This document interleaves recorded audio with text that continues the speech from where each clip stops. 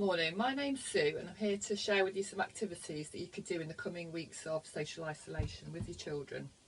So what we're doing today is we're going to do some seed planting. You really don't need any specialist equipment for this. Clearly you do need a packet of seeds, okay? But other than that, you can use anything you can find in your kitchen. So here I've got an old tray that's had fruit in it from the shop, already has holes in the bottom, which is handy. Or you could use an ice cream tray or anything really, but if it doesn't have holes you will need to pierce some holes in the bottom of it before you start.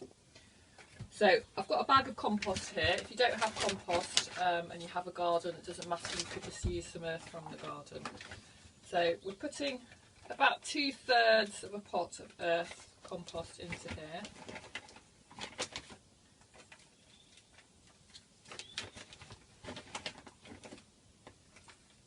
There's quite a few seeds you can grow at this time of year, so you can grow lettuce, you could grow runner beans at the beginning of April, there are some beans you can grow now, you can grow cabbages. These are some things I've already started off. So here we have some rocket seeds, so a type of salad vegetable, and we have some Savoy cabbage plants. So there's lots and lots of things that can be planted, beetroot, potatoes you can grow as well. So what I'm going to do is I'm going to flatten down with anything really, with my hand or with a plant old pot, flatten down the earth in this tray so it's roughly around 2/3 full. Then I've got some seeds here. So for these kinds of seeds, what I'm growing here, the lettuce seeds, they just go really on the surface with a tiny covering of earth on top. Some seeds, like runner beans, will need to go deeper into the pot, so you need to check how deep you need to plant them. So we just sprinkle these on top of the pot.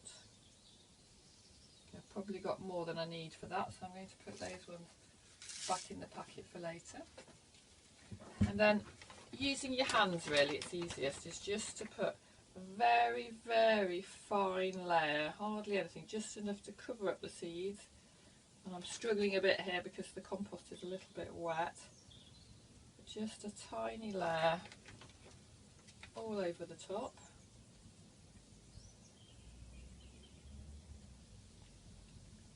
Okay. And then I can still see some of the seeds. I'm just making sure they're all covered up. What I'm going to do is just lightly flatten it down again. 1 or 2 seeds showing, so cover them up. Okay. And then I'm doing this in a shed, but you can do this literally anywhere. Then what I'm going to do is I'm going to get a plastic bag, so any bag, a bin bag, a carrier bag. I use bags that have come for charity collections through the door that I didn't use. Cover that up, just loosely wrap it, and then you can leave it anywhere until you see the seeds start to come through. So it's probably, you need to check in about a week's time. If your soil was very dry, mine wasn't, but if it was, you'd give it a light spray with a water spray. You can use an old bottle that's been cleaned out and just use that as a spray as well. But just a tiny fine spray. Then you leave it until the seeds come through, and you won't need to spray it again because the water and plastic bag will just trap the moisture and the heat in it. Okay, it doesn't have to be left in the light because at this stage the seeds are in the dark. So you leave that. And then I'm going to show you one that I've prepared earlier. So these are some seeds that I started growing probably around 7 to 10 days ago. So this is the rocket seed. So you can see here I've probably sown a few too many in that tray, so we've got quite a lot in there. But this is the next stage that you will do once your seeds have grown through and they've grown for a few days and they're about that size. We need to transplant them. So for this, I will probably use a plant pot for this. But you could use an old yoghurt pot. Again, you could use that old ice cream pot. So you really don't need to go out and buy pots at all for this. So I'm going to fill it again with quite a bit of earth, just until nearly the top of the pot this time.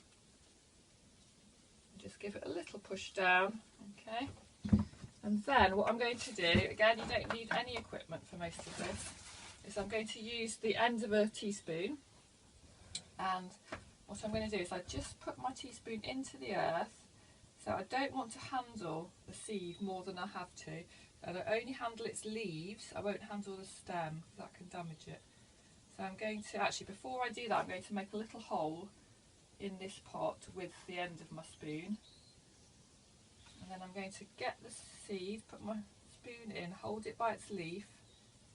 They're very, very fine, so they may be difficult to see. And I've pulled it up like that. You can just see it, hold it by its leaf, and then I put it into the hole in this pot. And I want it to go as far into that hole as possible, so that really only the very top of the stem and the leaves are showing. Okay. It might be easier if I'm going to show you with these seeds here that are a little bit bigger. So these are some Savoy cabbage plants. So again, I'll make my hole in the pot with my end of my spoon, grab it gently, gently by its leaf, put the spoon in and try and just gently pull it out, shake off a little bit of earth, or maybe I could make the hole a little bit bigger. And again, I want it to go right into the hole, with just leaving the top bit of the stem.